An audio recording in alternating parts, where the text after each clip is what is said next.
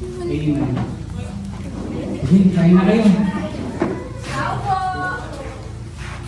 Ate, pwede pa kami makakain? Wala kami pagkain sa bahay.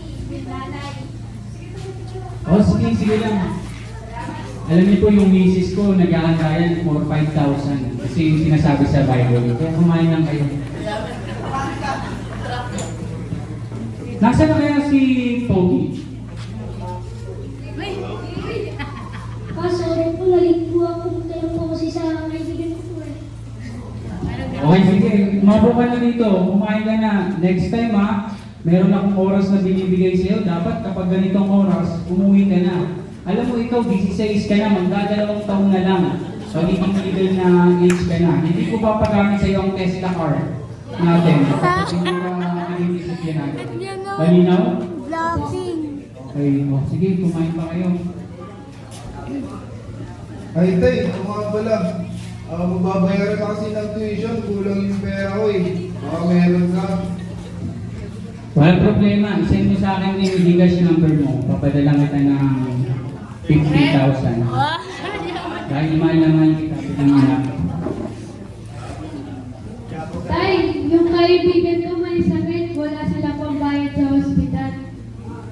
Okay, sige, walang problema. Tatawagin ko yung receptionist ng hospital natin. Titignan natin kung bakante yung room 241. Naon! Kulang na nga pala yung budget namin para bukas. Okay lang, walang problema. Sabihin ko sa payroll na hawak natin, magbukas sila 24. Kumain lang kayo. Dahil mahal naman natin ng isa't isa. Pinoprovide ng Diyos ang ating mga pangailangan. Kaya pala yung busy pa niyo. At sa kabilang pamilya,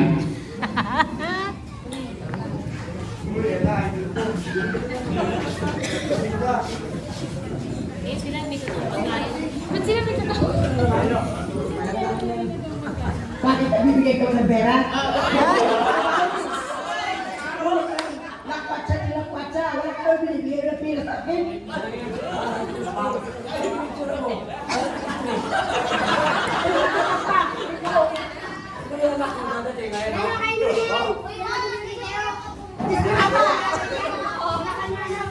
Yung anak ko nga, walang tatay.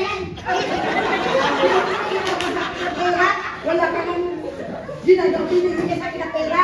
Kapit sa tatay mo. Ay, magtrabaho kayo. Isa ka pa. Asan yung ano? Nag-girlfriend ka na maaga.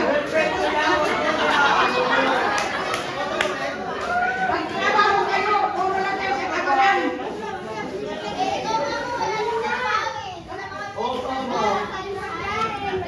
Nagsusundal ako. Kaya ano? Oy, isa ka pa. Pagkagaling. Asan yung pera mo na? Ano? Sinakita mo? Asan na?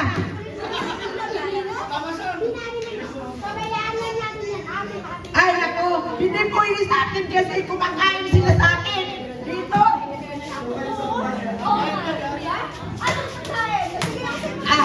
Bigyan mo muna ako pera bago ako magluluto. Natalo ako sa sugal. Wala kayong pakialam sa akin. Kahit sinalay niyo ako.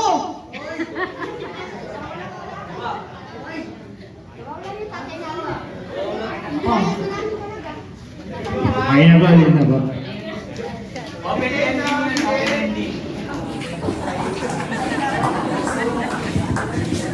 So, ayun po yung so makita nyo naman yung two families na makita nyo with proof and without proof.